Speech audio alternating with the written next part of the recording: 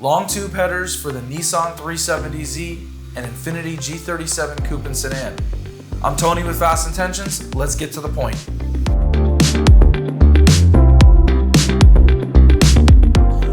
What are these long tube headers? What are you gonna get? What are they replacing? Well, long tube headers, specifically us from Fast Intentions, they are going to bolt to your factory cylinder head on the back of your engine, and they're gonna end in factory location where your catback exhaust system is gonna start. And this is right where our catback exhaust system picks up, in factory location. So they are going to replace your factory exhaust manifold, which normally ends right about in this region here with the 3-bolt triangular flange, bolts to the engine here, and then you would essentially pick up your OEM catalytic converter that starts here and is gonna end here in factory location. This one unit will be replacing both. What do you get with long tube headers? Well, from us, you're gonna maximize torque, maximize mid-range, as well as top-end power. And I say maximize, and I put that term out there specifically because we don't create a better yielding setup for a naturally aspirated application that will give you those types of gains over our resonated test pipes or our high flow cats. This is it right here. This is gonna be your greatest kick in the pants to boost that low end torque as well as mid-range and top end power. Now they're gonna work phenomenal in conjunction with an aftermarket catback, specifically ours. We hope you have ours, right? We've fine-tuned these components to go together, so they're gonna work best together in conjunction together. Tune is always going to help. If you can maximize the ignition timing, safely of course, and get the air-fuel ratios in a safe manner, it's always gonna yield you better results. Now they're also gonna work in conjunction in supercharged applications. And again, obviously a tune is required with that. That is really where you're gonna see these things shine. So let's say you are going to be supercharged and you're gonna have stock manifolds with, say, a stock catalytic converter. You were to take those two units off, dyno before and then dyno and after with this, I think you would be very, very pleased with the substantial gains that you're going to get with the long tube header.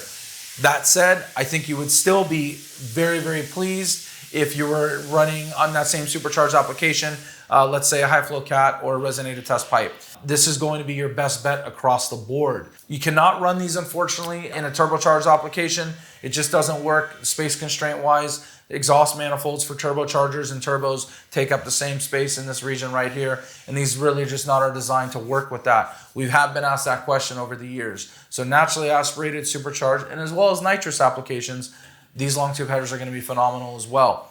Anytime you can reduce back pressure, keep exhaust velocity up, create a solid scavenging effect where you can help that rifling effect, pulling that exhaust out of that engine in an efficient manner. And doesn't matter how you're doing it, through a cold air intake and an NA application, or you're force feeding nitrous and fuel into the engine, or you're force feeding air into the engine through a supercharger, these are going to yield you your greatest benefit. So keep that in mind.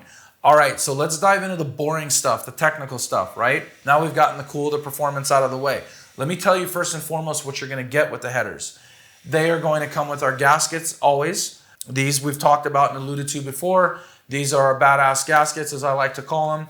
These are gonna bolt in the 2-bolt location where your Fast Intentions, hopefully, catback is bolted up to. Now, up top, you're going to retain your OEM metal gaskets from your cylinder heads. If you have a high mileage car, you might want to, contact Nissan parts department and replace those two gaskets. They're not terribly expensive. It's just peace of mind. It's really a solid gasket. They generally don't need to be replaced that much, and they will hold up exceptionally well over time. In addition to the gaskets, you're going to always receive all new hardware, nuts, bolts, wiring loom, zip ties. And let's talk about the extension of the O2 sensors first and foremost. We'll get that out of the way.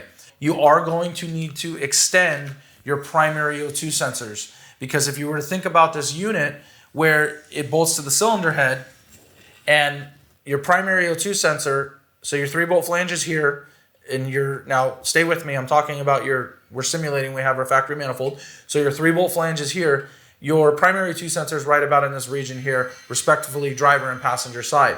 Well, you can't just tap into one port and take an exhaust reading when you have 3 cylinders that are individually split up until they get down to here. You're not going to get an accurate reading. You're most likely, in cases, you're going to throw a check engine light and you're going to have big time performance issues. We don't want to do that. We needed to move your primary O2 sensor down to this location here, and you have to be able to extend that.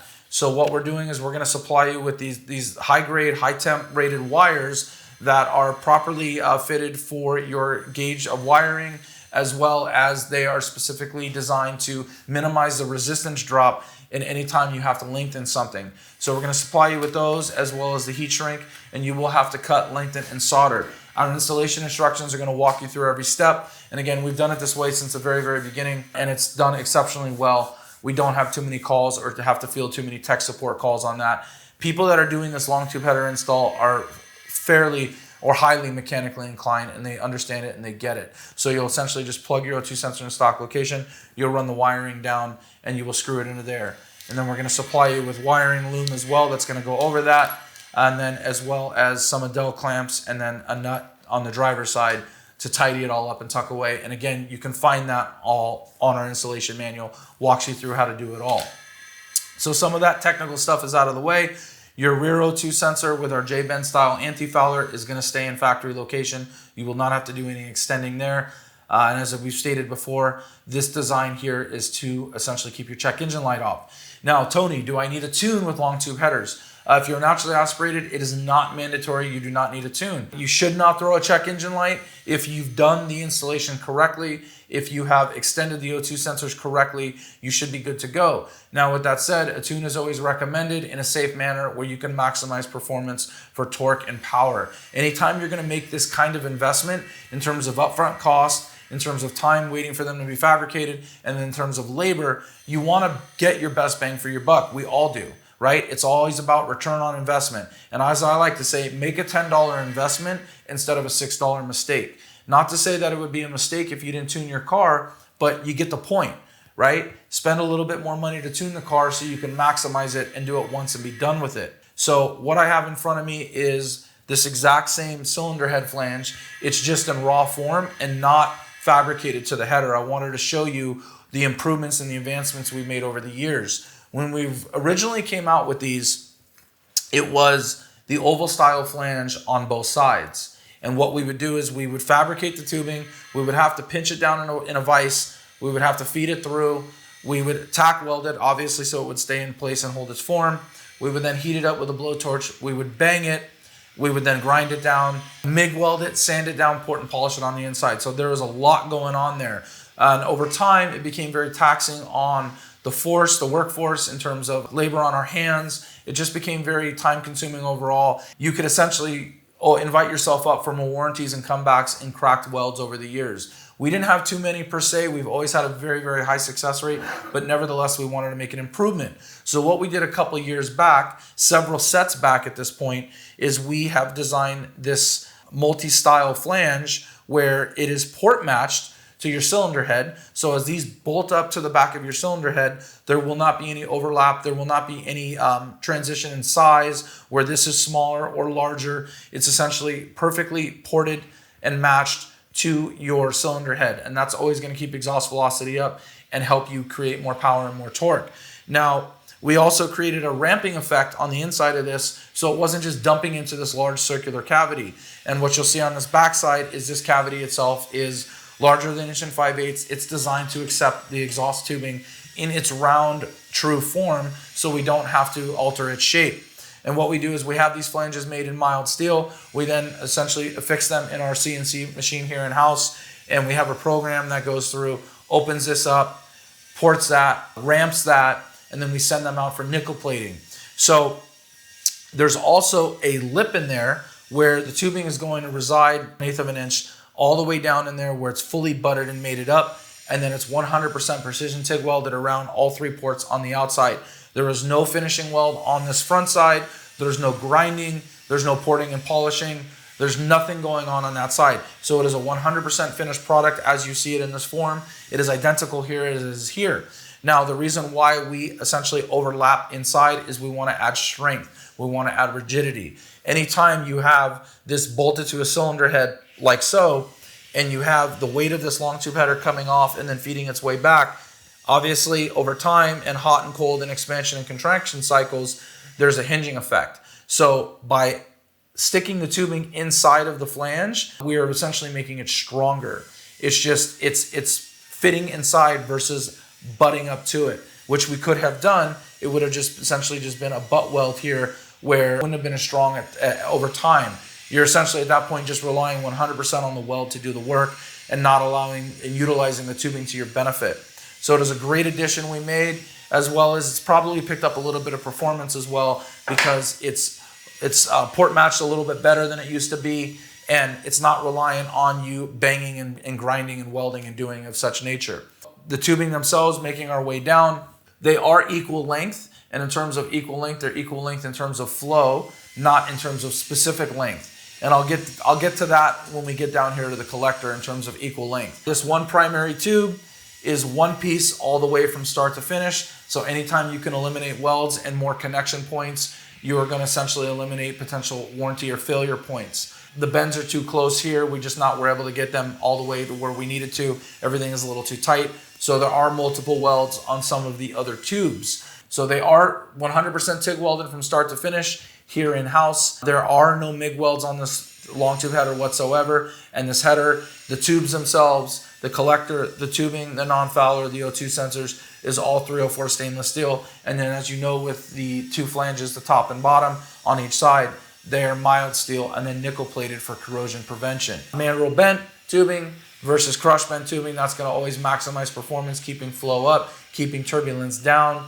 Now, as we make our way down into the collector, as I stated, it's 100% TIG welded. It's beautiful. Everything we try to achieve here is function and form. We try to maximize performance while trying to give you a piece of art. You know, we've been told over the years that some people didn't even want to install it on their car. They want to hang it on the wall in their living room. True story, not made up. The headers, as we make our way down, we have a star inside this merge collector that's essentially making it a star style merge collector. And what happens is this star, it comes to almost like this spike, if you will, or a point. And it's directly in the center of these three tubes, and it's directly on center inside of this opening of this tubing. So if you were to look inside, you would see that point essentially looking directly back at you on center. And what that's designed to do, as each cylinder fires back and forth through each bank of the engine, the exhaust pulses and gases make their way down. They essentially have to have a guide, if you will, or something to tell them, hey, where am I going? What am I doing? Well, this star, it's essentially keeping everything in line. So we don't just have three tubes of 1 5/8 all respectively dumping into this cavity that's about 2.5 inches. Everything stays nice and tidy where it's supposed to be in its order. And it essentially does that. And what happens is the result, it keeps exhaust velocity up. It creates a scavenging effect, and it essentially is going to make its way out through the exhaust system and in the atmosphere, and that's going to yield you more torque and more power. Now, as I alluded to earlier, the equal length aspect of this. Obviously, this tube is the longest by nature, and this tube is the shortest by nature. So the way to achieve equal length or make an attempt for it is the shorter tubes by nature, you need to create more bends. So your goal at the end of the day is to get all three of these tubes, or in this case, all 6 of these tubes, it's a 6-cylinder, to flow the same or virtually the same. So one is not outrunning the other as it's making its way down to the collector. Now, the goal of that, or what is the goal of the objective of equal length? Well, what happens is this cylinder is firing, and these pulses and gases are making their way down here. It's firing on the opposite side and then making its way back over. And then essentially as this next tube is firing, whichever one is specifically in line, the gases and the pulses that have made their way down here from this first cylinder firing, they're going to help play their part in essentially creating a vacuuming effect and pulling those exhaust gases out and down. And that's going to be happening at a rapid pace, because you got to think, if you're wide open throttle, you're 7,000 RPM. So just try to articulate and compute how fast this is all happening, right? The goal of that is it creates that vacuuming effect, and it pulls that exhaust out, and it's alleviating stress and more workload off of the engine. Well, what do you get at the end of the day? When you have Let's just per se a firing order specific long tube header. In this case, it's 6-cylinder, so it's always going to be that way as it makes its way around, as well as an equal length, as well as a merge collector with the spike and the star as I alluded to. Well, you are going to maximize exhaust flow. You are going to keep velocity up. You're going to reduce turbulence. And what is it going to yield you? More torque, more mid-range, and top-end power. And we felt that this unit that we've designed many years back over any other product we make, specifically in a naturally aspirated application for these cars, is going to yield you the most torque, mid-range, and top-end power when in conjunction, let's say, with a Fast Intentions exhaust, which we hope you have. All in all, it is a phenomenal product. It's going to weigh in lighter than stock. And again, unless you're road racing and you're pinching every ounce of weight, it's really not that crucial, but you are going to save substantial savings over stock because you have that heavy, bulky exhaust manifold and then that heavy, bulky 2-brick per side pre-cat and main cat catalytic converter. They sound phenomenal as well. They're going to be on the louder side because you're relieving and reducing the most amount of back pressure. So we always tell our customers, if you're going to run these, run them in conjunction with, let's say, our 18-inch resonators in the X-Pipe. And as we've stated in some earlier videos, the resonators are noise canceling devices to cut out interior noise, aka drone, change that octave. It's a really nice balance. It counterbalances the increase of all that exhaust flow and velocity that's coming from these. Wrapping this up, it's a great piece. You can find it on fastintentions.com. This is our long tube headers for the Nissan 370 as well as Infiniti G37 Coupe and Sedan. Please make sure you subscribe, like, any comments you have, put them in the section below. Link to the description of this product as well is in that below. I'm Tony with Fast Intentions. Thanks for watching, and we'll see you on the next one.